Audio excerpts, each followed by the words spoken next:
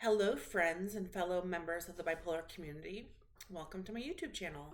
For those of you who do not know me, my name is Jenell, and the way I always introduce myself is I'm a lot of things. I'm a mom, I'm a writer, and I'm an entrepreneur. I'm a bicycle enthusiast, amateur mycologist, and I'm also someone who's lived with a bipolar diagnosis for about 20 years now. This channel is my attempt to kind of do two things to build trust with you, my audience, by showing up every day consecutively for 100 days, and also just build up personal integrity that if I say I'm going to do something, I'm going to do it. This video will be pretty short. I'm just going to kind of report a little bit of what's been going on and kind of hope that it will encourage you on your journey wherever this video finds you. You'll notice in the background I have this beautiful gong that my friend Donna made me. If you're new to this channel, we're going to do something where we're going to hold an intention for the video and I will bang the gong. There's there's a theory in sound healing that when you strike a gong, it vibrates into the universe forever. And so I think it's a really great way to create sacred space and hold really high level intentions.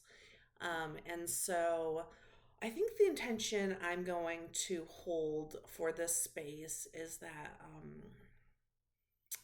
even when you have to do really hard things, whatever that looks like for you, you don't feel alone.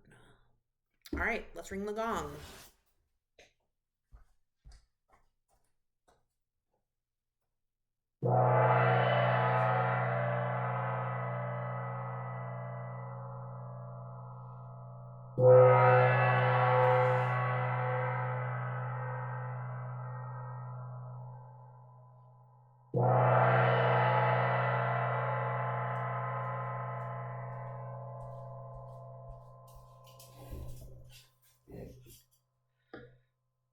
Okay, well, thank you for joining me with that. You may or may not have noticed that I didn't put out a video yesterday. I had every intention of doing it, and then it just ended up not happening. But yesterday, I was in Kansas City. I live in central Iowa. I was in Kansas City visiting my son. So, in case you do not know, several months ago, I had just an insane manic episode, and it seemed to really come out of nowhere. And there's been a lot of like things leading up to this. I was in an abusive marriage, then I was going through a divorce, and then 2 years ago, my husband died in a car crash. We weren't divorced yet. And so I've been single parenting for the past 2 years, and my son is 9 years old. And I mean, just what a tender age. You know, he's just been through so much trauma, and I've been dealing with just taking care of his needs, my own mental health. I was having problems at my workplace. There was just so much going on that I realized, and also my family realized, that the best decision for Samson's well-being and also for me to get a grip on my mental health was to sign over legal guardianship of my son over to my brother and sister-in-law. So they live out in Kansas City. I can't say enough wonderful things about them and their family and what they're doing to support my son, to give him like the best possible life. Um, so this is the first time I'd seen him since I got out of the, well, not since I got out of the hospital, but since he moved to Kansas City. So it's been like several months since I've seen him. I mean, we've video chatted, like he has an iPad and we get on Zoom calls, but I haven't actually seen him. And, it was hard.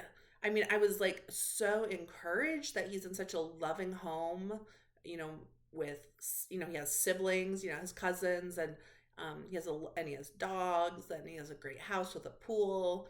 Like all these things were really encouraging, and it was really hard, and that's just kind of, that's the reality of life for all people, and it's the reality of life with our illness, right?